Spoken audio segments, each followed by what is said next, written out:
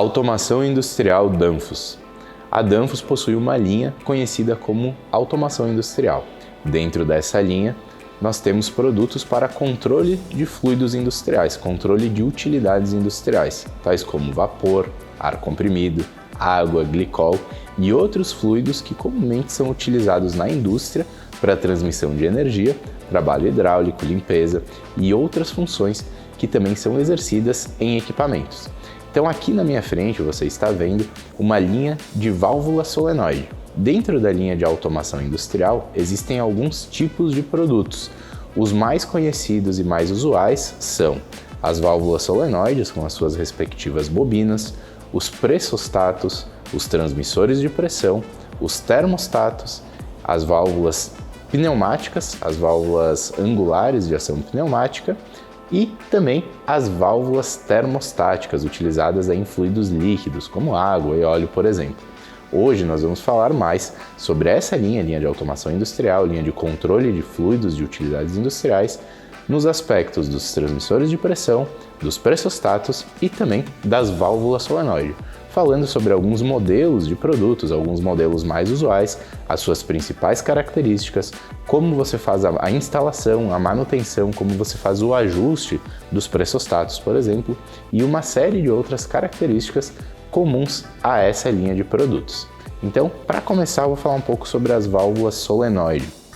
Então, aqui na minha frente, você está vendo alguns modelos de válvula solenoide.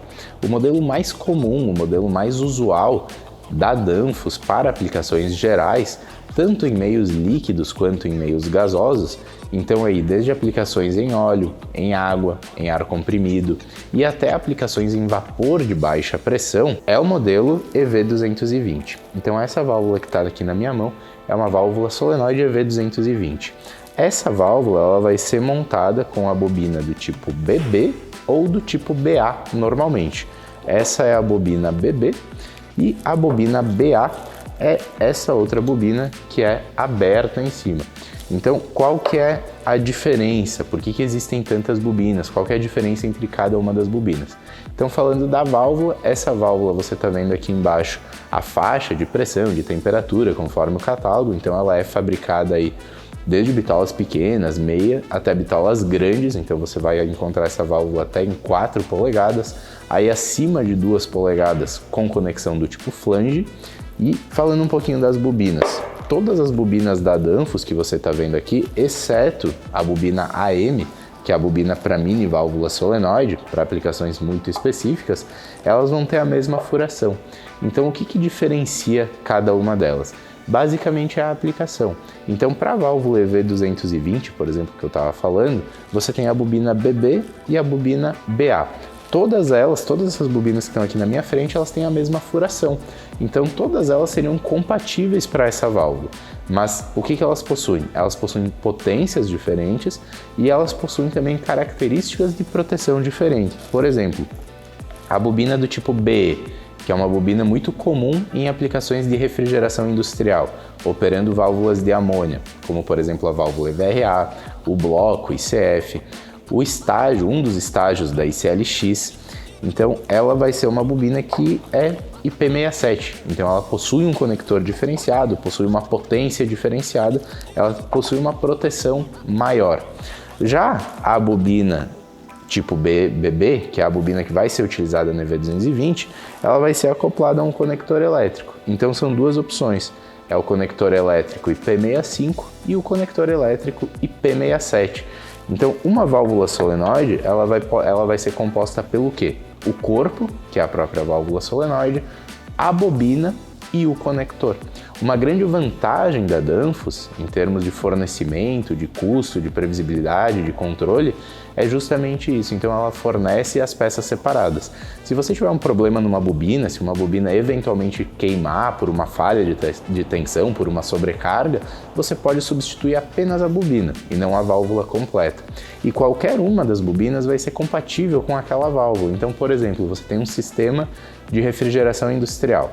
Nesse sistema você tem um estoque de bobinas do tipo BE para suas válvulas solenoide de refrigeração, para suas válvulas EVRA.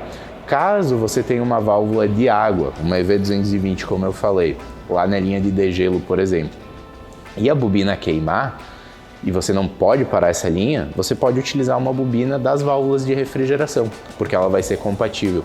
Então essa intercambiabilidade, além de vender os componentes separados, tornando a reposição e manutenção mais barata, torna a Danfoss líder de mercado no segmento das válvulas solenoide, tanto em termos de refrigeração industrial e comercial, como é muito conhecida, mas também dentro das utilidades, porque é uma válvula com um ótimo custo, muito robusta e precisa, mas que também traz uma facilidade muito grande no momento da manutenção. Além disso, as bobinas de refrigeração. Então eu comentei sobre um estágio, que a bobina BE atende um estágio da ICLX. Por que isso? Porque um dos estágios precisa ser atendido com uma bobina BG ou BN, uma bobina de maior potência, enquanto o outro estágio ele não precisa de tanta potência e aí ele vai ser atendido com uma bobina BE. Então existem características para a aplicação de cada uma das bobinas. Então a válvula EV220, como nós falamos, uma válvula para aplicação geral, que é compatível principalmente com as bobinas BB e com a bobina BA e que vai ter ali os seus conectores. Então você pode optar entre o conector elétrico IP65 e IP67, basicamente mudando aí o grau de proteção da conexão elétrica desse dispositivo. A próxima válvula que a gente vai falar é a EV310B. Essa válvula solenoide é uma válvula solenoide de 3 vias. Então, para que ela serve? Para aplicações em máquinas de maneira geral, onde existe a injeção de ar comprimido e o possível alívio desse ar no momento de fechamento, e também para a operação da válvula pneumática AV210. Então, na válvula pneumática, você vai ter o atuador pneumático. Como ele funciona?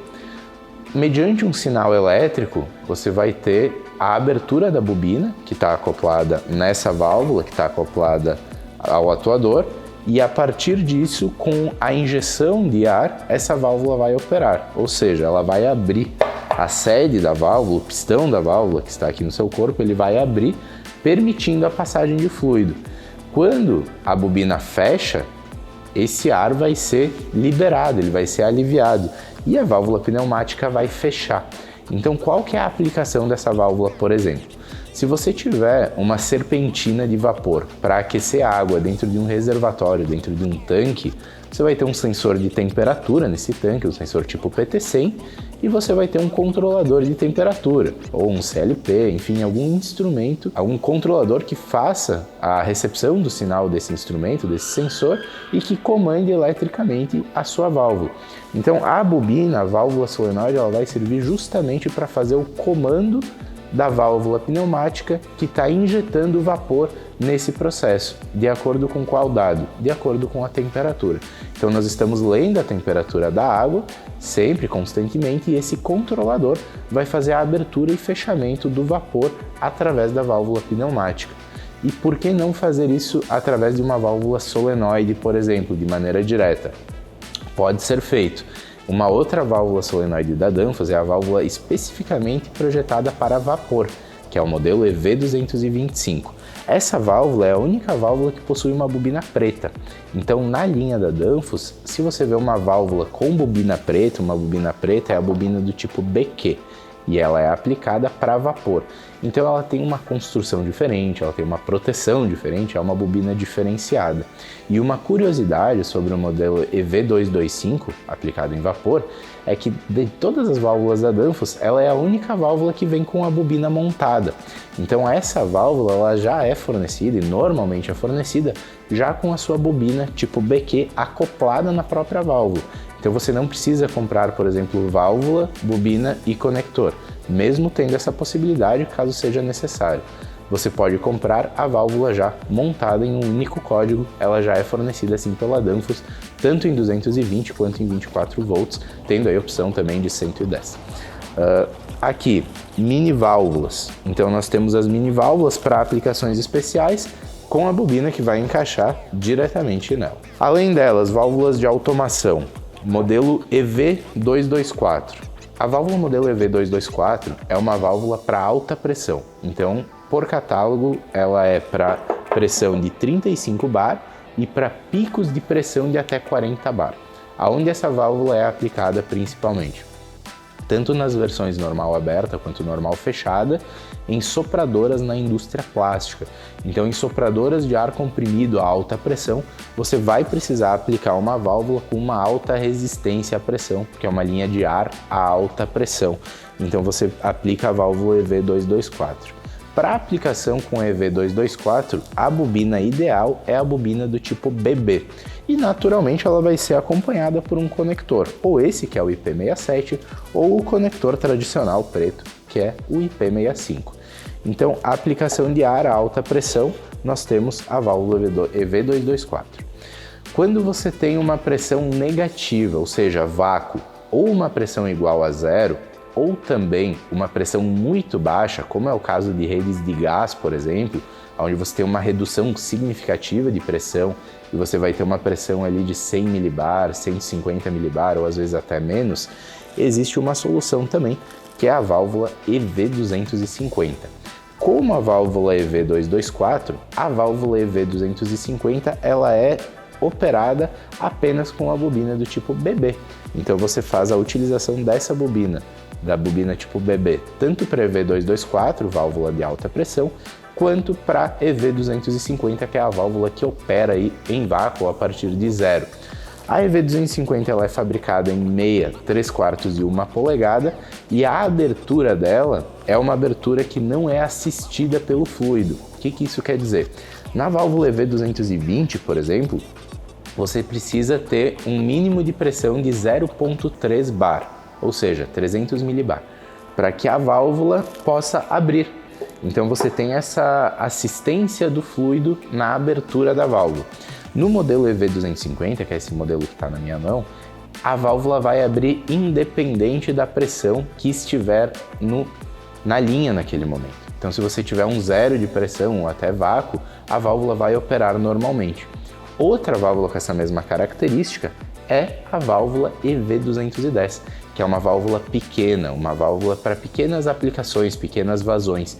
Então a EV210 também tem essa característica de abertura e ela tem uma outra característica, tem um modelo específico que é um modelo de 1/4 para vapor. Então a EV210 tem um modelo com bitola de 1/4 com vedação em PTFE, ou seja, com vedação em Teflon, podendo ser aplicado em vapor.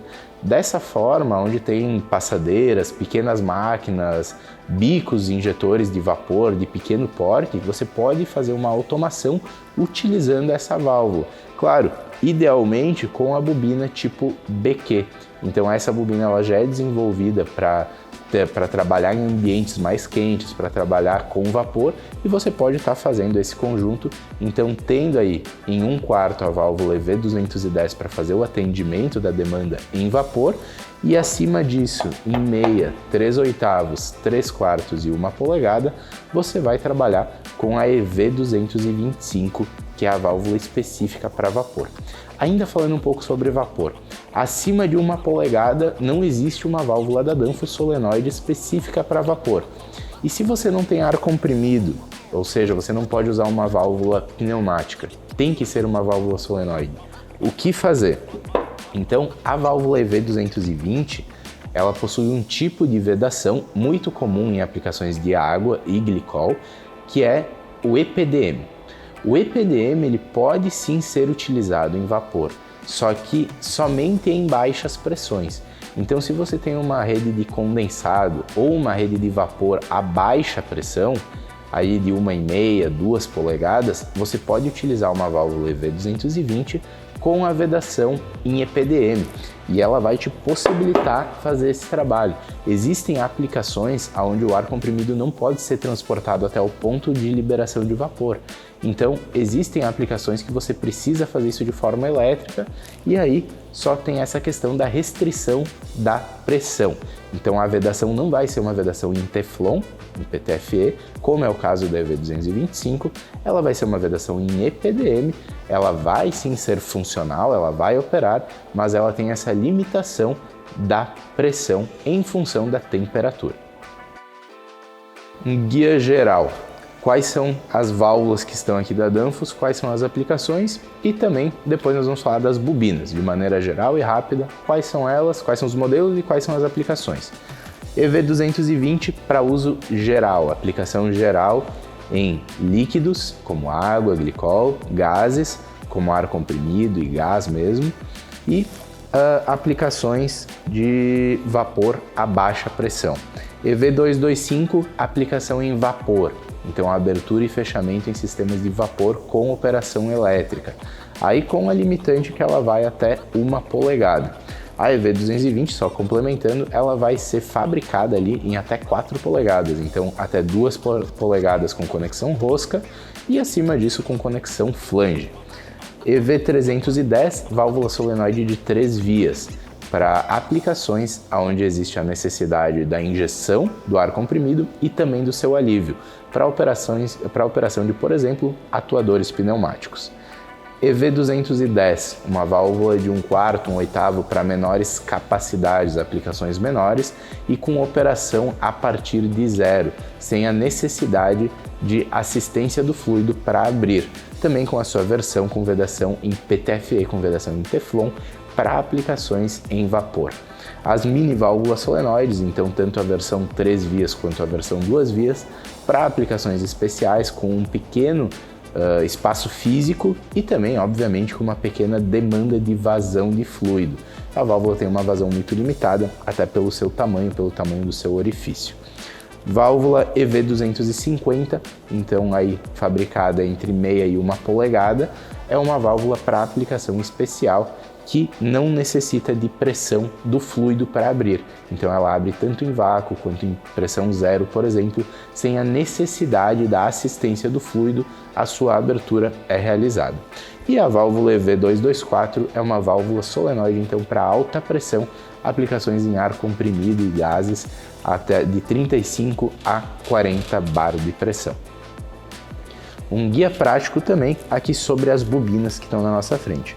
Bobina do tipo BF, bobina com cabo, então essa bobina é muito usual em sistemas de refrigeração comercial, mas ela também é aplicada em alguns casos na indústria. A mini bobina, a bobina AM, é aplicada nas mini válvulas solenoide. A bobina tipo BA é a bobina de série mais econômica, é a bobina mais barata, digamos assim, da Danfoss.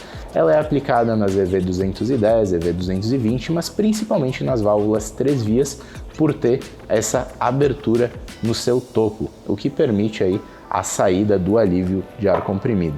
Bobina BG e BN, muito aplicadas aí em aplicações de refrigeração industrial, em válvulas de amônia, especialmente onde é demandado uma potência maior, como por exemplo no segundo estágio da válvula ICLX, como a gente comentou. Bobina do tipo BE, então uma bobina para aplicações tanto em automação quanto em refrigeração industrial, onde é exigido um grau de proteção maior. Existe a versão somente com a proteção aqui para os pinos e a versão que vem já com o seu conector elétrico, que é o conector elétrico IP67. A bobina preta, que é a bobina tipo BQ, aplicada na válvula EV225 em aplicações em vapor, então ela já é fornecida junto com a válvula, conforme eu comentei anteriormente, e também ali com a EV210, quando aplicada em sistemas de vapor.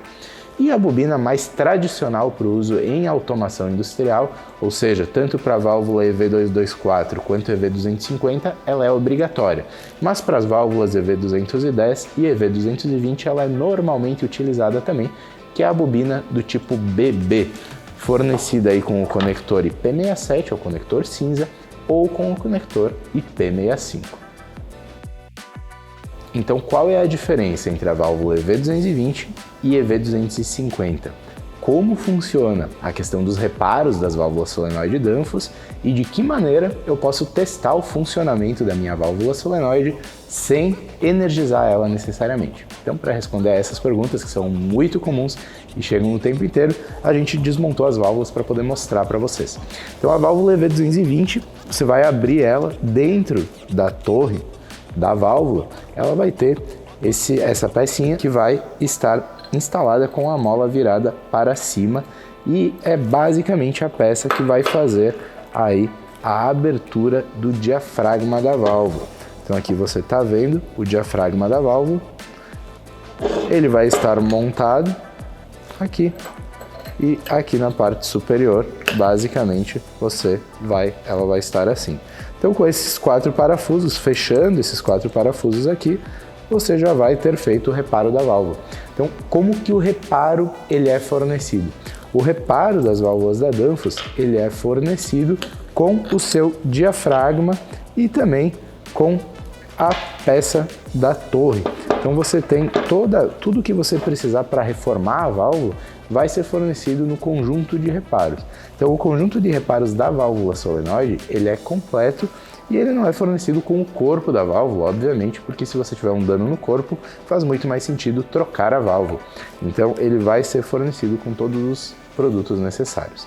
Já a válvula EV250, que é a válvula que não precisa de assistência do fluido para operar, você pode ver que internamente ela é um pouco diferente. Então ela tem uma mola que vai trabalhar aí a seu favor junto com o sistema de abertura dela, que quando imantado vai fazer essa abertura da válvula independente da pressão do fluido que estiver na entrada da válvula, porque ela não precisa de assistência. Então, para aonde que eu vou usar? Qual que é a aplicação dela?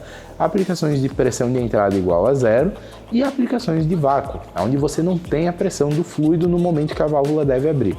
Nesses casos, você vai usar a válvula EV250. Para aplicações onde você já tem pressão na linha, então, por exemplo, uma linha de degelo por água em um evaporador, uma linha de alimentação de glicol em um equipamento para refrigeração, você pode utilizar a válvula solenoide convencional. Você já vai ter ali 2, 3, 4 bar de pressão na entrada e isso vai possibilitar a operação da válvula sem nenhum tipo de problema, porque você já tem essa assistência de abertura no momento em que a bobina é energizada. Então essa é a diferença básica entre essas duas válvulas. Agora, como testar? E o reparo também da EV250, ele é fornecido tal como o da EV220. Então, dentro de um saquinho, dentro de uma embalagem, vão vir todos os componentes necessários para você fazer o reparo mecânico da válvula. Então, o que que acontece? Com uma sujeira, com um golpe, com alguma variação mais extrema, o diafragma pode estar rompido. Se tiver um rasgo no diafragma, se ele for rompido, o que vai acontecer com a válvula? Ela vai fechar, então a sua elétrica vai estar funcionando, mas vai passar fluido por ela, vai ter um vazamento. Então, nesse caso, você vai precisar fazer aí a substituição do reparo. Às vezes acontece também um caso que é o seguinte: troquei o reparo e a válvula continua vazando. Por que isso está acontecendo? A válvula tem uma sede, e essa sede, dependendo do tipo de sujeira que passa pela válvula, dependendo da qualidade do fluido, ela pode estar marcada, então marcada com um certo grau de profundidade. E a água ou meios líquidos, fluidos líquidos, eles fazem caminho. Então o que que acontece? Você vai trocar o reparo, mas com a sede marcada, o vazamento vai continuar acontecendo. Então não vai adiantar, você vai ter que trocar a válvula inteira. Então, como testar para ver se o problema está na válvula ou na bobina? Esse ímã magnético da Danfoss, ele te permite tirar a válvula da aplicação e fazer um teste de abertura e fechamento. Então aqui você escuta esse clique, ó. Ele está abrindo o diafragma e fechando, abrindo e fechando. Então você consegue fazer um teste na válvula, como o orifício é padrão, tanto nas válvulas de automação quanto nas válvulas de refrigeração, você consegue fazer um teste de funcionamento sem necessariamente estar energizando a válvula. Outro ponto importante, a bobina da Danfoss não pode ser energizada sem estar acoplada a uma válvula, senão ela vai queimar. Então é uma causa muito comum de queima de bobina por má operação. Energizar a bobina sem que ela esteja acoplada à válvula. Nesse caso, a bobina vai superaquecer e ela vai queimar, porque ela não vai ter a torre para que ela possa imantar e fazer o seu trabalho. Então, basicamente é isso, a diferença entre a EV220 e a EV250, que é a questão da pressão da aplicação, o teste das bobinas usando o ímã e os reparos das válvulas que são fornecidos aí o seu conjunto de reparos de diafragma, vedação e operação para que você possa fazer a manutenção com muita facilidade. Então basta, qual que é o processo de manutenção? É só você soltar esses 4 parafusos, abrir a válvula, obviamente sem fluido na linha, né? Então bloquear e drenar o fluido fazer a abertura da válvula com segurança, sempre acompanhado pelo pessoal de manutenção, com mais experiência de engenharia, segurança do trabalho, fazer a limpeza interna dessa válvula, fazer a troca dos reparos, se você for trocar, fechar a válvula, botar a bobina, só depois disso energizar a bobina e aí fazer o teste de operação. Então isso é o resumo básico dessas válvulas, das válvulas solenoide da Danfoss, de automação industrial. Então nós falamos de alguns modelos, tem outros modelos aqui, modelos que nós já falamos anteriormente.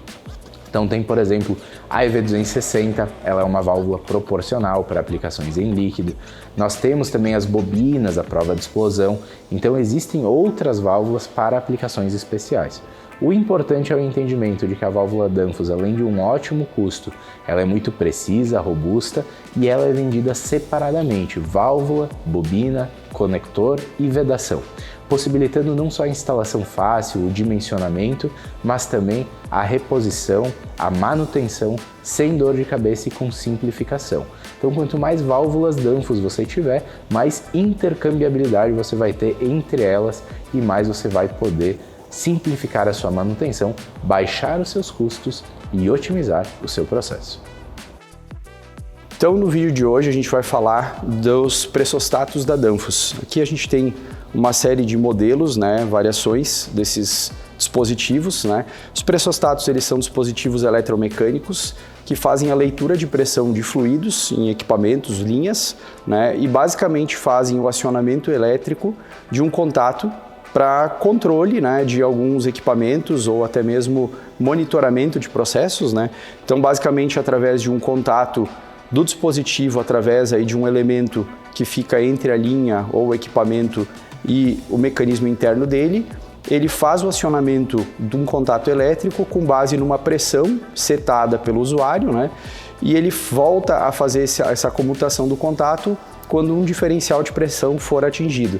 Então a gente vai falar e vai explorar um pouquinho alguns detalhes de todos esses modelos que a gente tem hoje aqui, falando de características técnicas, construtivas e de aplicação desses diversos modelos aqui expostos. Os pressostatos normalmente são aplicados em equipamentos ou sistemas onde a gente precisa fazer o controle de pressão, e esse controle de pressão ele vai fazer o acionamento de algum sistema elétrico. Basicamente ele serve para fazer controle de sistemas, ou monitoramento de pressões em determinados equipamentos. Então, aplicações das mais variadas, mais comuns que podem ser dadas aqui como exemplo, seria, por exemplo, um compressor de ar, que precisa chegar numa pressão específica, na casa, por exemplo, de 10 bar de pressão. Então, tu vai ajustar a faixa de pressão desse pressostato para 10 bar e quando ele atingir uma pressão de 8 bar, quando ele começar a descarregar, ele volta a ligar. Então, basicamente aqui nesse caso, nessa explicação básica aí de funcionamento, esse pressostato ele serve para manter o compressor ligado quando a pressão estiver abaixo de 10 bar. Atingindo os 10 bar, ele vai desligar o compressor e vai monitorar a redução da pressão pelo diferencial de pressão, que também é ajustável. Chegando em 8 bar, aí seria um diferencial de 2 bar, ele vai voltar a acionar o compressor para manter uma pressão constante e elevada para a aplicação do processo que demanda essa pressão mínima, por exemplo, de 8 bar, nesse caso. Também poderia ser usado como exemplo o controle aí para a parte de segurança e alarme de um modelo de pressostato que ficaria acoplado a uma caldeira, onde a gente vai ter uma pressão em alguns bar, e a caldeira normalmente ela tem um limite de segurança. Então vamos supor que tu tem uma caldeira que trabalha com 10 bar de pressão, tu pode colocar o pressostato, por exemplo, para monitorar e disparar algum alarme caso ocorra uma sobrepressão. Então tu pode ajustar esse pressostato para trabalhar com 12 bar. Quando chegar nos 12 bar, tu vai fazer o acionamento de um alarme e esse alarme vai ficar soando enquanto que a pressão estiver elevada até reduzir ao diferencial e entrar dentro da faixa de operação normal da caldeira, que seria os 10. Então teria um diferencial de 2 também. Então isso seria uma outra aplicação que a gente pode dar para falar sobre as aplicações que os pressostatos normalmente são instalados. Dentro dessa diversidade de pressostatos, para as mais variadas aplicações, um dos dispositivos mais importantes dele é o elemento que faz o contato do fluido, no caso, com o dispositivo mecânico que vai fazer o chaveamento elétrico do pressostato. Então, existem diversos tipos de mecanismos adotados em cada modelo que são normalmente aplicados, na verdade eles são normalmente especificados conforme a aplicação que o pressostato vai ser inserido. Existem modelos, por exemplo, que possuem um Foley, que é um dos mecanismos mais comumente adotados, né? Outros possuem um diafragma, que faz o contato aí do fluido com o mecanismo interno dele. Outros já usam um pistão, né? Normalmente aplicações com pressões elevadas, né, em sistemas hidráulicos utilizam esse mecanismo. E ainda existem modelos que possuem um duplo Foley, né, que se tratam de modelos específicos para que, quando ocorra o rompimento do primeiro Foley, o fluido, ao adentrar ao segundo Foley, vai fazer o acionamento de um contato de segurança. Então, em operações críticas, né, que tu não quer que o fluido vaze para a operação, por exemplo, ou que tu precisa ter uma redundância, uma segurança, esse sensor vai ter esse elemento de Foley duplo que vai acabar rompendo no primeiro momento, mas ainda assim acionando o segundo Foley, fazendo com que dispare um alarme de segurança para essa aplicação. Todos esses modelos que a gente tem aqui expostos possuem variações desse elemento, então não significa que os modelos, por exemplo, da linha KP, possuem somente um tipo de elemento, tá? Então existem variações, vai depender muito da faixa de pressão que tu vai monitorar e do produto ali, do fluido, no caso, inserido, né, que vai determinar qual é o tipo de, né, mecanismo adequado para fazer essa conexão entre processo e o mecanismo dele para o acionamento elétrico. Já falando um pouquinho sobre a parte elétrica, então, né, todos os pressostatos eles possuem alguns tipos de contatos elétricos disponíveis para uso, né? Então existem algumas variações, né, que a gente vai falar um pouco aqui, né, mas a mais comum delas é um contato duplo, né, com acionamento simples, que se trata de um contato reversível, né? Então ele tem um polo que é o comum, né, onde é que normalmente vai a alimentação do sistema elétrico, né, que pode ser a tensão de comando, uma tensão de força, dependendo da aplicação, um contato aberto e um contato fechado, que se invertem no momento em que o pressostato faz o acionamento, né. Existem outras variações também, existe um modelo, por exemplo, que tem um disparo simples e um contato simples, seria só um contato aberto, por exemplo, ou um contato fechado. Também existem variações que possuem 3 contatos simples, né, onde faz ali a abertura de até 3 contatos num único disparo, num único acionamento. Existem ainda variações quanto à classe para acionamento, né, de dispositivos elétricos através desses contatos. Então a gente tem os pressostatos que têm contatos classe A e outras variações que têm o contato classe B. O classe A ele é mais recomendado para acionamentos de força, então ele tem uma capacidade de corrente um pouco maior, né? Enquanto que os de classe B normalmente são usados apenas para monitoramento e controle. Então, normalmente são usados em tensão de comando com correntes baixas para fazer monitoramento e disparo de alarmes, por exemplo. Ainda temos as questões que envolvem a parte da classificação de uso desses contatos. Então a gente tem contatos específicos dedicados para aplicação em cargas resistivas, né? Tem contatos para uso em cargas motóricas, para motores, no caso, para acionamento direto de motores, se for o caso. Claro que dentro do limite de capacidade de corrente que está especificado em cada um desses dispositivos. Existem contatos dedicados, aplicados a acionamento de corrente contínua, para acionamento de solenoides, por exemplo, né? Então existem algumas variações e normalmente existem os limites, né? Então normalmente dentro da tampa do próprio pressostato ou no datasheet que acompanha ele dentro da caixa, essas informações estão disponíveis e elas precisam ser avaliadas antes de se fazer, né, a ligação elétrica e o acionamento de qualquer carga para não comprometer a vida útil dos contatos. Então agora voltando a falar um pouquinho mais sobre a função principal, né, do pressostato, ele vai ter normalmente 2 ajustes a serem feitos, né? O ajuste de faixa de pressão a ser trabalhada, né? E o ajuste de diferencial. Existem modelos no mercado, né? A Danfoss possui modelos assim, que possuem um diferencial fixo. Então, quando tu compra o pressostato, ele já tem um diferencial pré-estabelecido. Não é possível ajustar esse diferencial. Então, tem que ter esse cuidado, porque existem essas variações, vai depender muito da aplicação que ele vai ser inserido.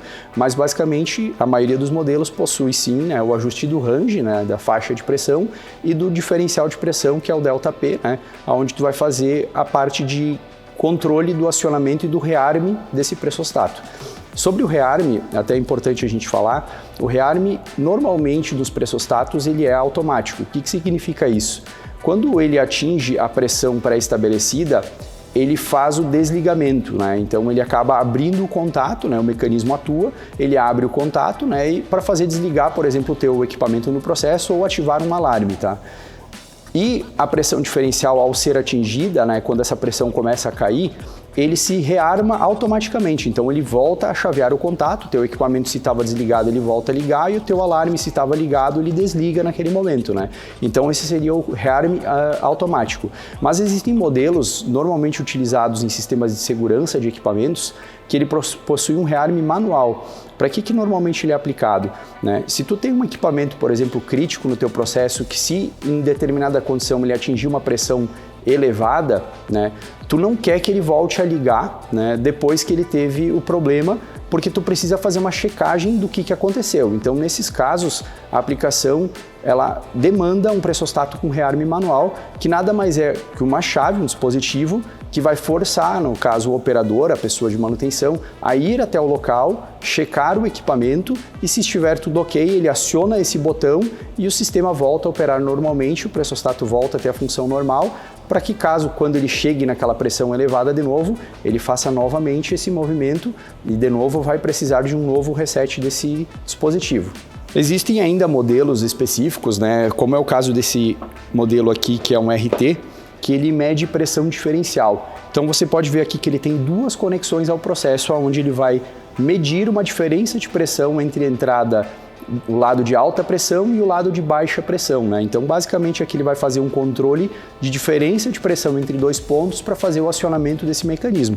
Ele também possui, né, o ajuste das pressões, né, da mesma forma como os demais modelos, mas é uma diferença aí do modelo tradicional, padrão, porque ele mede uma diferença de pressão. No caso aqui a gente também tem um modelo aqui que normalmente é adotado em sistemas de monitoramento de óleo em compressores, onde ele monitora a diferença de pressão entre o cárter, por exemplo, e a saída do compressor, né, ou algum outro ponto do sistema, para entender se a pressão, né, interna, o equipamento está dentro de uma faixa que seja adequada para a operação dele, né? Então são variações que existem nesses modelos.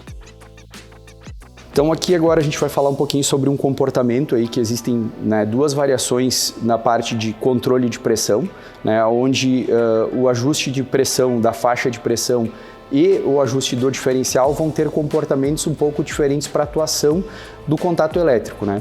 Então existem variações, né? Existem modelos que, por exemplo, eu vou dar um exemplo para ficar mais fácil, né? Eu quero uma pressão de 10 kg, né, de 10 bar no meu sistema, tá? Existem modelos, por exemplo, que tu tem que definir qual é o teu diferencial, por exemplo, vamos dar o exemplo de 2 bar, eu tenho um diferencial de 2 bar, tá? E eu preciso de 10 bar no meu sistema. Então, quando chegar em 8 bar, mais os 2 da pressão diferencial vai fazer o acionamento do contato. Então, o ajuste do range, ele não é feito em 10 bar, e sim em 8 bar. E quando atingir o diferencial de 2 bar, né, que vai chegar na pressão lá de trabalho, por exemplo, vai fazer a comutação do contato elétrico, né? Então aqui a gente chama aí de diferencial mais pressão, né? Ou pressão mais diferencial para fazer o contato. Já os modelos mais tradicionais, né? Normalmente tu ajusta a faixa de pressão e o dispositivo ele vai trabalhar até chegar nessa pressão, onde ele vai fazer a comutação, então ele vai direto até os 10 bar e a pressão diferencial ela vai ser para menos. Então ele vai monitorar até diminuir, né, a pressão em 2 bar, por exemplo, e quando chegar em 8 bar ele vai voltar a ligar. Então tem essas duas possibilidades, né, são diferenças que existem. Vai depender um pouco da aplicação, aonde tu vai inserir, né, e da tua necessidade de controle. Então, basicamente, tu tem pressão mais diferencial, né? Então tu vai ter a comutação depois de atingir a soma das duas, e a outra variação que é chegar até a pressão de ajuste, e o diferencial vai ser o reset do teu pressostato. Então, quando chegar no diferencial menos 2, ele vai voltar a acionar em 8 e assim por diante. Então aqui a gente tem, né, uma variedade bem grande de diferentes tipos de pressostatos, né? A gente falou um pouquinho sobre a parte de ajuste de pressão diferencial, né? A gente tem diferentes tipos de conexão para diferentes tipos de aplicações, né? Existem diferentes tipos, né, de dispositivos ali que fazem o contato entre o fluido, né, e o mecanismo interno para o acionamento, né, que vão depender muito da tua aplicação. Então existem variações dedicadas a sistemas de baixa pressão, média pressão ou então alta pressão, né? A gente falou um pouco sobre a parte de contatos elétricos também, né? Então a gente tem aí algumas variações de possibilidades de uso dos contatos elétricos, mas a mais comum, né, e a gente vai acabar vendo agora aqui no detalhe em cada um deles, é um contato reversível, onde tu tem um contato comum, né, e um contato aberto e um fechado, né? E a gente vai agora então explorar esses modelos aqui individualmente. Então a gente vai abrir, né, alguns deles aqui, vai fazer o ajuste de pressão, de faixa de pressão, ajuste diferencial, né, e vai depois também mostrar na prática como ele se comporta, né, no sistema pressurizado. Então a gente vai usar o cavalete que a gente tem aqui montado com ar comprimido, né, para fazer a demonstração do ajuste, né, de pressão diferencial, ajuste de pressão, para ficar bem claro, né, como é que esses dispositivos se comportam e para que eles normalmente são usados.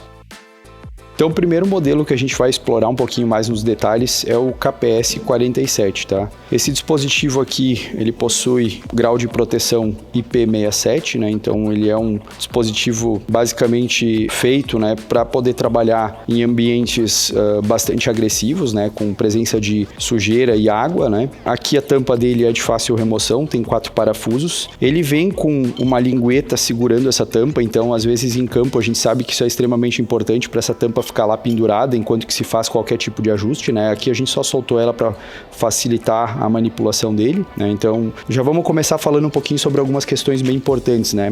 Todos os pressostatos da Danfoss, eles trazem algumas informações, né, dentro da própria tampa, tá? Então vocês vão ver que tem algumas variações, mas esse aqui, por exemplo, está trazendo as informações, né, das capacidades dos contatos elétricos, né, tanto para cargas resistivas como cargas motóricas ou em corrente contínua. Então existem os limites de corrente e de tensão que devem ser obedecidos, né, para tu não ter problema com esse contato elétrico ao longo do tempo de uso, né?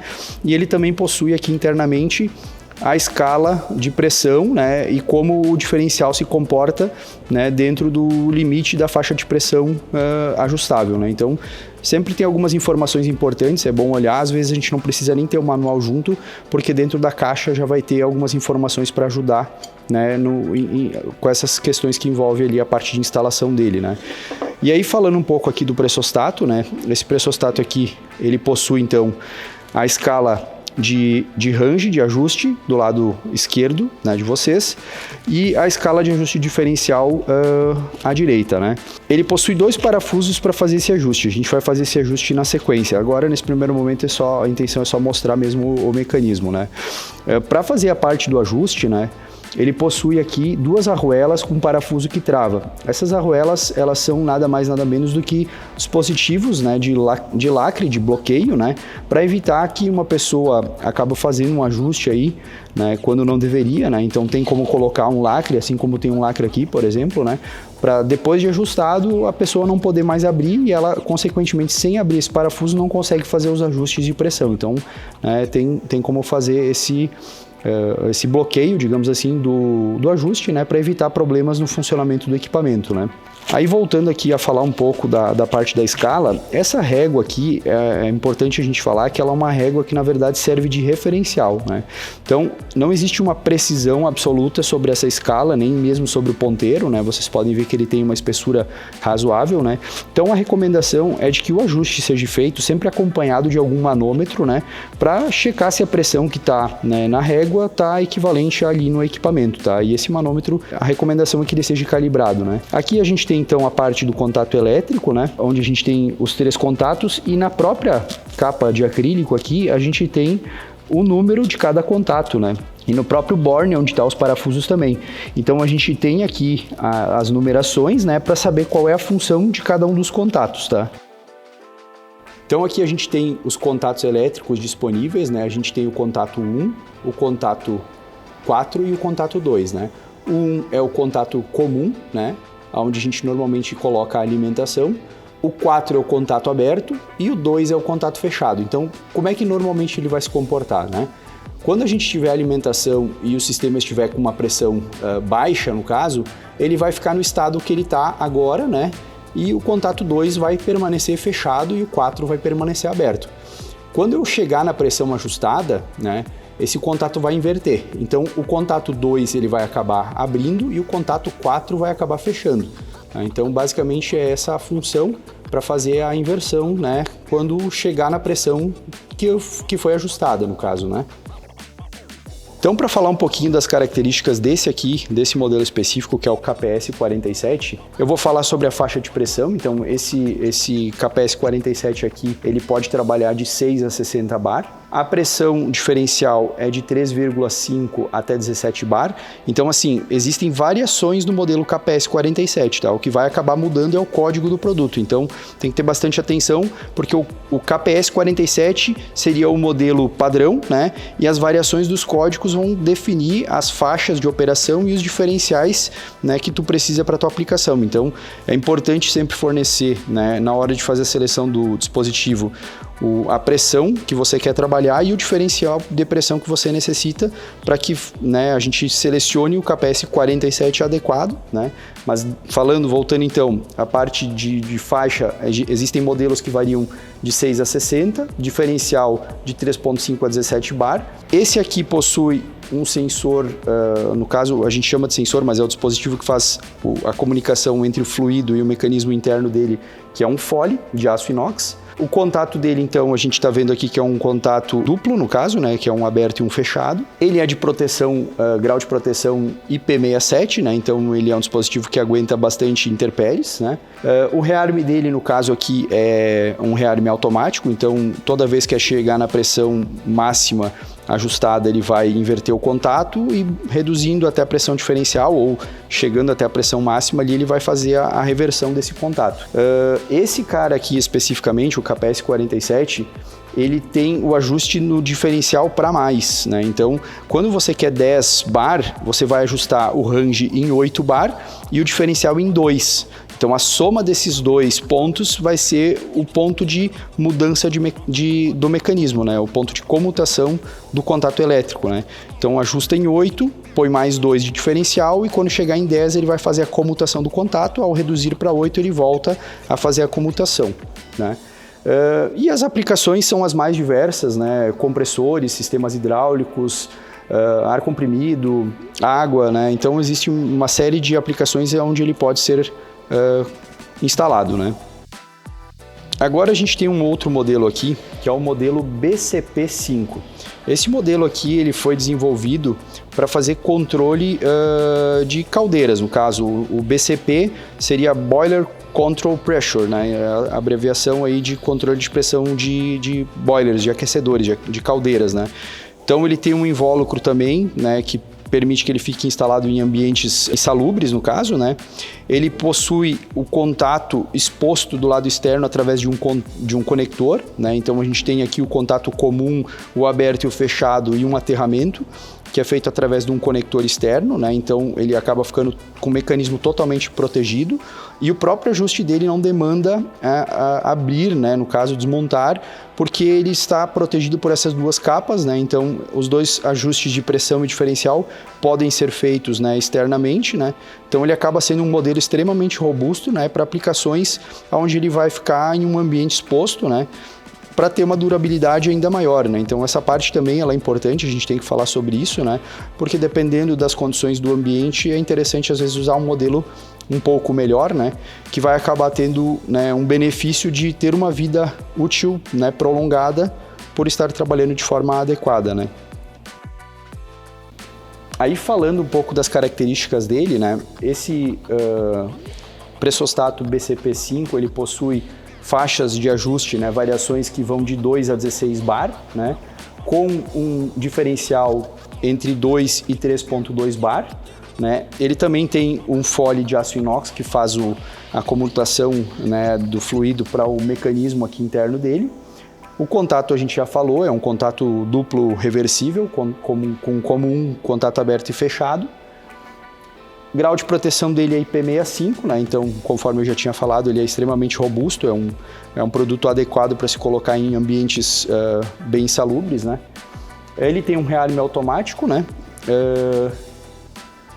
Esse aqui, o ajuste dele é feito através do diferencial para menos, então a pressão de setup dele, quando ajustada, vai ser a pressão de comutação. Então, por exemplo, eu quero ajustar em 8 bar, ele vai chegar em 8 bar e o diferencial vai ficar para menos. Então, o diferencial em 2 kg, quando chegar em 8, por exemplo, ele vai acabar fazendo o reacionamento, a inversão do contato para o compressor, a caldeira, o que for, voltar a funcionar, né? E no caso, ele também pode ser aplicado em algumas outras aplicações, mas esse modelo específico ele foi desenvolvido, né, para utilização em controle de sistemas de caldeira, né? Então aqui a gente tem os modelos da linha KPI. A gente tem um KPI 35 e um KPI 36. Esses pressostatos aqui, a aplicação mais usual, né, na indústria são em sistemas com água aplicada, né? Então, esse aqui é o pressostato que mais normalmente é aplicado, por exemplo, em sistemas de combate a incêndio, né? Nos cavaletes de bomba de sistemas de combate a incêndio, né? Nos hidrantes, nos sprinklers e assim por diante, né? Ou para fazer controle, né, e acionamento de sistemas de bombas na indústria em geral, né? Então, o KPI 35, por exemplo, ele pode trabalhar desde pressão negativa, no caso ele pode trabalhar no vácuo, né, de menos 0,2 até 8 bar, né, com variações, né, do diferencial de 0,5 a 2 bar, a depender do modelo, no caso. E o KPI 36 ele já é um dispositivo feito para trabalhar em pressões positivas, então ele parte de 4 bar até 12 bar, no caso, né, com diferencial de 0,5 até 1,6 bar, né, conforme o modelo. Ele também possui o FOLI, né, como mecanismo ali que faz o acionamento da parte mecânica interna dele, né. O contato dele também é um contato duplo, no caso aberto e fechado com um contato comum, né. O ajuste dele é diferencial para menos, né, então dentro daquela lógica se ajusta a pressão do range até o ponto onde eu quero a comutação e o diferencial vai ficar para baixo disso, né. E aí as aplicações são essas que eu comentei, né? Normalmente usado aí bastante em sistemas de HVAC, sistemas de hidrantes, né? E outras aplicações onde normalmente a água é empregada, né? Então aqui eu vou abrir a tampa de um deles só para mostrar ele internamente, mas eles são todos muito parecidos, né? Aqui a gente tem então a régua com as escalas, né, de ajuste de range, no caso, e de diferencial, né? Essa régua, essa escala, ela é fixa, ela não pode ser ajustada, né? Então não tem como mexer nisso. Tem aqui as informações também sobre as capacidades elétricas dos contatos que tu pode enxergar nessa escala aqui, né? A gente tem aqui o contato, né? Então esse contato aqui basicamente ele está protegido por uma espécie de uma tampinha, né? Que tem que ser levantada aqui para fazer o acesso aos parafusos, né? Para fazer a conexão elétrica que é feita através dessa parte de baixo dele aqui, né? Então a função dos contatos aqui nesse modelo também é o 1, o contato comum, o 4, o contato aberto e o 2, o contato fechado, né? Então, quando ele chegar na pressão, ele vai inverter a posição 2 e 4, né? Fazendo a inversão do contato elétrico, né? E ele também tem, na parte interna aqui, eu vou virar ele para cá, essa lingueta, né? Que é o mecanismo para fazer o acionamento dele. Então, a gente consegue fazer o acionamento, né? Para fazer um teste, por exemplo, se está funcionando de forma adequada o contato, manualmente forçando um pouco essa linguetinha aqui. Então o contato acaba fazendo a comutação. Eu vou tentar trazer mais próximo da câmera aqui para mostrar. A gente pode fazer a comutação do contato, né, através dessa lingueta para fazer o acionamento em campo, né, e enxergar se está funcionando a função elétrica dele, né. Aqui a gente tem então a versão do KP35, uma das versões do KP35, né? Ele também vai conseguir trabalhar já desde pressões negativas, no caso no vácuo, a menos 0,2 bar até 8 bar, com diferencial que pode ser de 0,5 até 2 bar, né? Também vai ter o FOLI como ponto ali de transição e contato mecânico do fluido para o mecanismo dele, né? O contato dele, no caso aqui, é um contato classe A, então esse modelo aqui, o KP35, ele tem um contato elétrico um pouco mais robusto, né, para fazer acionamento normalmente de sistemas um pouco mais pesados, digamos assim. né? O grau de proteção padrão dele, assim como dos outros que a gente estava explorando agora há pouco, que era o KP I35 e 36, é IP30, tá?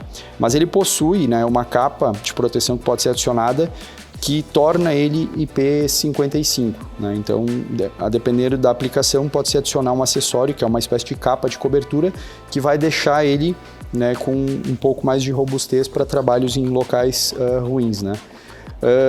O ajuste dele também é diferencial para menos, então ele vai atingir o topo da escala de ajuste, né, e quando chegar no diferencial para menos, ele volta a fazer o rearme, né?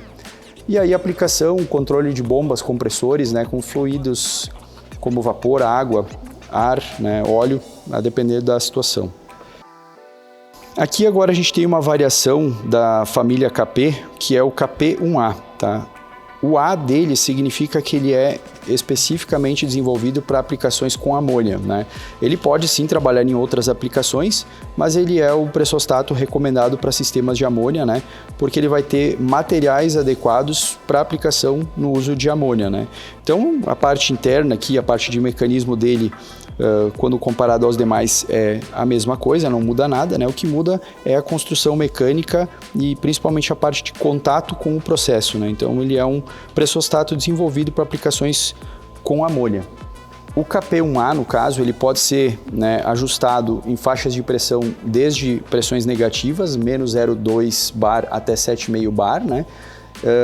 E a parte de contato com o processo, nesse caso aqui, é um pistão com mola, porque ele é desenvolvido para trabalhar com pressões um pouco mais elevadas, né? Ele tem também grau de proteção IP30 por padrão, né? Mas com aquela capa ou acessório ele acaba atingindo um grau de proteção um pouco maior, né? Ele também tem o ajuste com diferencial para menos, né? Depois a gente vai mostrar isso na prática como funciona, né? Então a gente não vai entrar muito mais no detalhe sobre isso. E esse é o modelo KP1A, né, desenvolvido para aplicações com uso de amônia, né? Aqui só para mostrar uma variação sobre a parte de ajuste, né, eu vou mostrar aqui na parte superior. Os modelos que a gente tinha olhado até então, eles tinham duas arruelas, uma sobre cada parafuso e um parafuso central. Esse modelo aqui ele tem uma espécie de uma chapinha presa por um parafuso. Então essa chapinha aqui ela acaba fazendo a mesma função, ela bloqueia, né, os ajustes, então o usuário não consegue fazer o ajuste com essa chapa bloqueada, né? O pessoal normalmente costuma lacrar com algum tipo de tinta de lacre para evitar que sejam feitos ajustes, né, de forma desnecessária. E essa chapinha aqui ela também pode ser usada para quebrar o galho, no caso em campo aí, para fazer o ajuste através da própria chapinha, tu consegue girar os parafusos, né? Então, se tu precisar fazer algum pequeno ajuste em campo, não tiver ferramentas, tu consegue fazer uso da própria chapinha para fazer o ajuste dos dois parafusos aqui, o de pressão e o de diferencial. Ele também tem uma variação na cabeça do parafuso, então esse cara aqui ele é Phillips, esse cara aqui é Fenda, os dois são sextavados, então pode ser usado chave tucho para fazer o ajuste, né? Então agora a gente vai explorar um pouquinho aqui os modelos da linha RT, né? Até então a gente estava olhando aí os modelos da linha KP, que são para uso e aplicações das mais diversas, né? Normalmente são aplicações gerais aí da indústria, e os da linha RT, que eles possuem alguns diferenciais, né? Então a gente pode falar, por exemplo, da parte de grau de proteção, para começar, né? Então a gente tem aqui pressostatos com grau de proteção IP66 ou IP67, dependendo da variação, né? Ele possui uma tecnologia na parte do sensor, né, do acoplamento com o processo de diafragma rígido ou sistema de duplo Foley, que é justamente para a parte de segurança, né? Eles também têm ranges de pressão muito maiores, né? Então existem modelos que trabalham com pressões extremamente elevadas, né? Ele tem uma precisão, né, muito maior que os modelos da linha geral, então ele trabalha com uma diferença, um ajuste de diferencial com uma precisão muito maior, né? Ele também tem uma repetibilidade muito maior, né?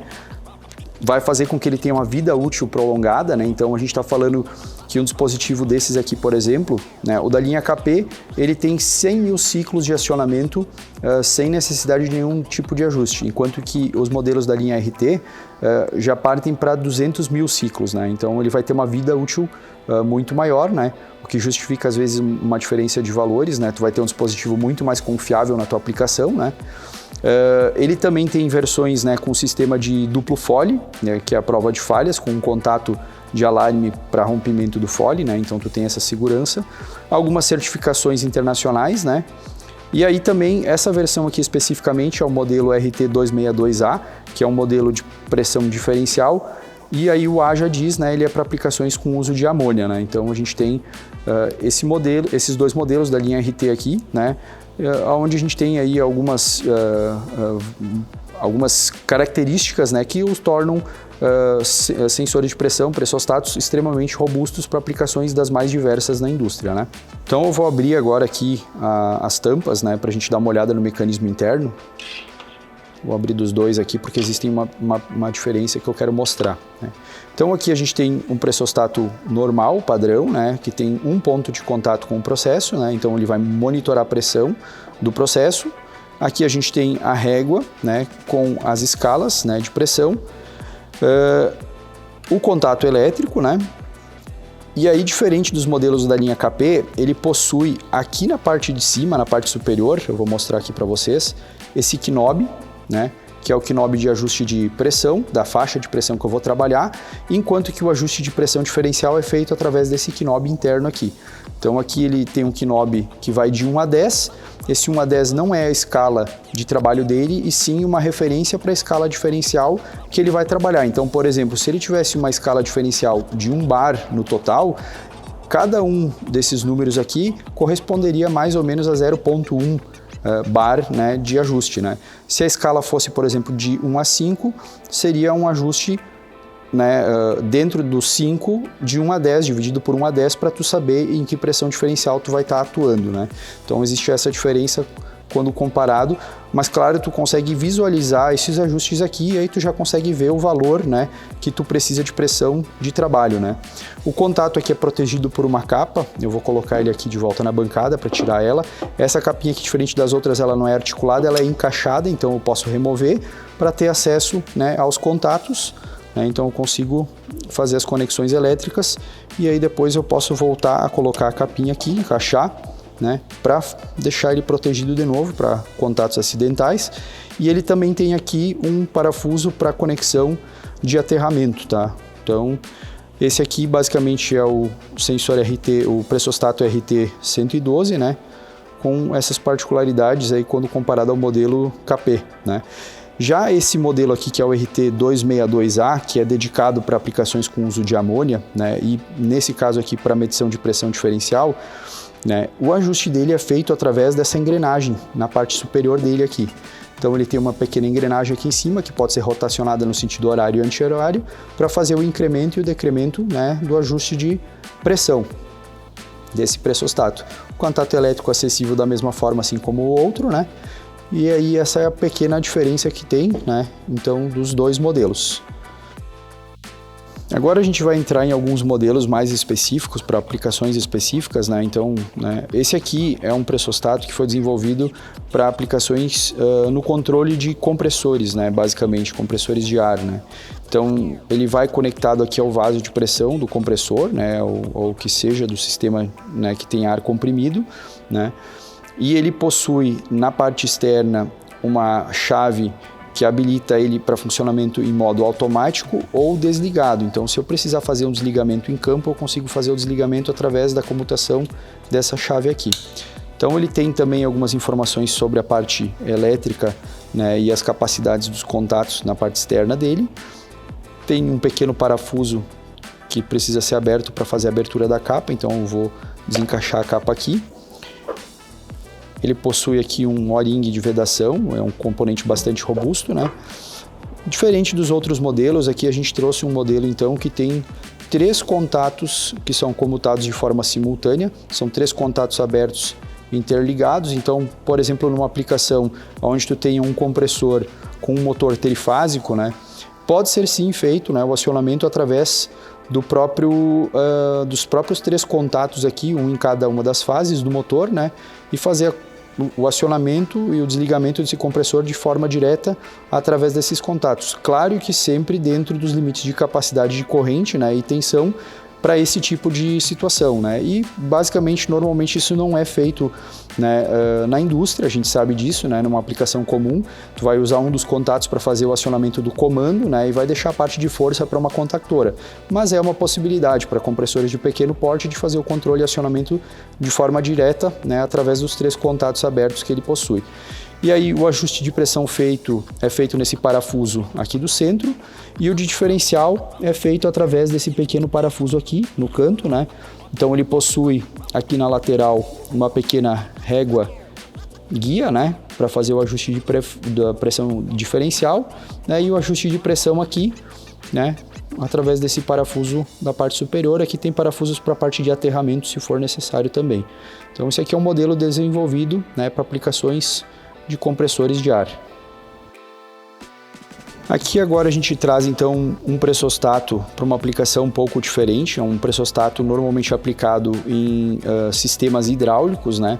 Porque ele possui, né, uma faixa de pressão que chega até 400 bar de pressão, né? Então aqui a gente tem o modelo MBC 5100, né, que pode ser ajustado, então, como eu falei, até 400 bar de pressão, né? Ele possui, né, um delta de pressão, um diferencial de pressão fixo, né? Então você tem que selecionar o dispositivo correto para sua aplicação, né? E o ajuste de pressão é feito nessa parte superior, então ele tem uma tampa de proteção na parte superior, e aí ele tem um parafuso Allen aqui, né, onde cada volta desse parafuso corresponde mais ou menos a 7% da escala de pressão do pressostato em questão. Então, né, dependendo da situação, uma volta são 7% da escala de pressão que esse pressostato vai estar trabalhando. A conexão dos contatos é feita através desse conector, então é uma conexão bastante robusta, né, feita para aplicações bastante críticas, né? E ele tem essa questão de poder trabalhar com pressões de até 400 bar, né? Então ele tem um modelo de bloco, normalmente ele é montado em estações e blocos de válvula, né? Vários lado a lado, para fazer monitoramento de pressão em sistemas hidráulicos. Então aqui falando ainda de alguns pressostatos para aplicações, né, um pouco diferentes, a gente tem aqui um pressostato de pressão diferencial. Esse pressostato aqui é o MP55A, né? A aplicação básica e padrão dele, né, é para monitoramento da pressão de óleo, né, em compressores, né, de sistemas de refrigeração.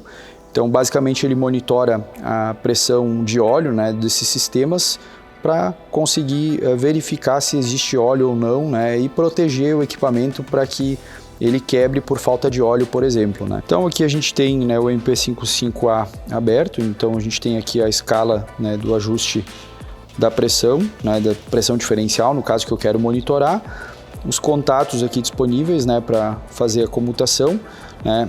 Aqui eu vou trazer só a tampinha para perto, então ele tem aqui já um diagrama elétrico básico, né, para usar de referência, né? Então ele tem aqui como referência já um diagrama elétrico interno básico para saber, né, as possibilidades de uso dos contatos que ele tem disponível no caso, né?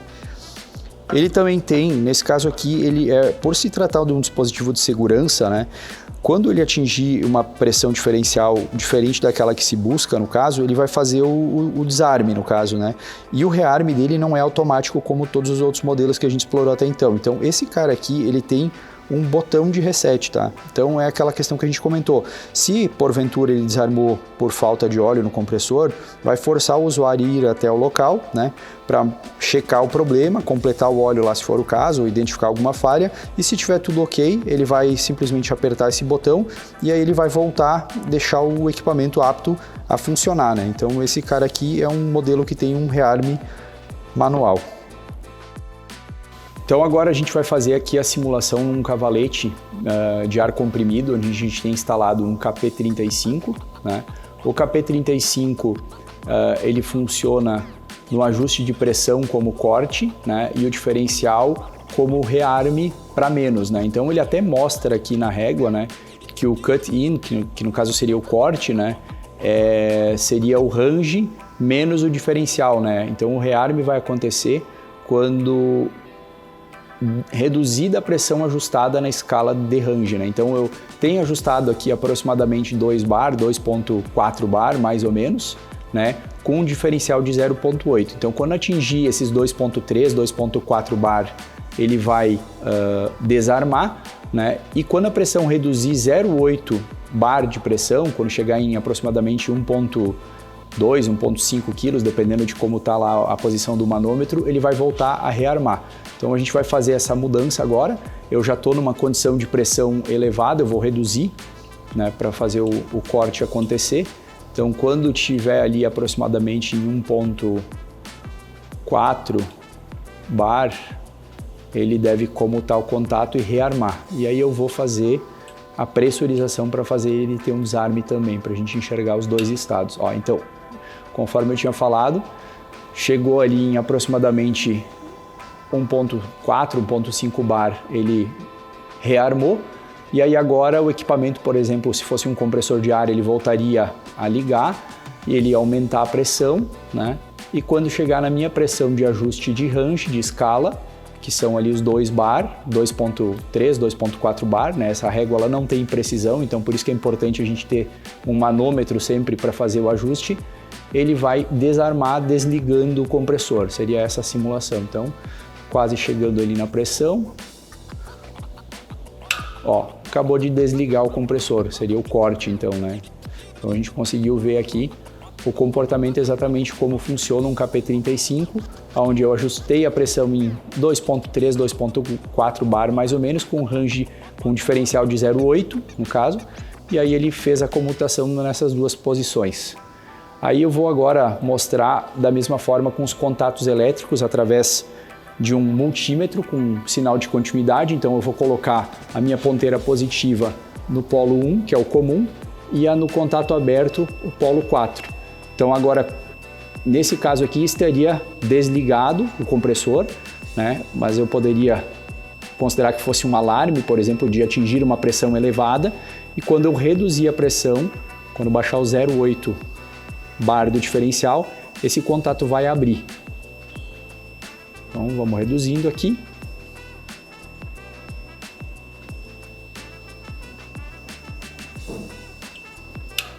Acabou de comutar quando atingiu a pressão diferencial para menos, né? A partir do range, a pressão diferencial para menos.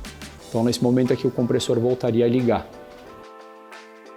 Então hoje a gente explorou aqui alguns modelos específicos de pressostatos da Danfoss, né? Então a gente viu diferentes tipos de modelos com características diferentes, materiais diferentes para aplicações específicas, né?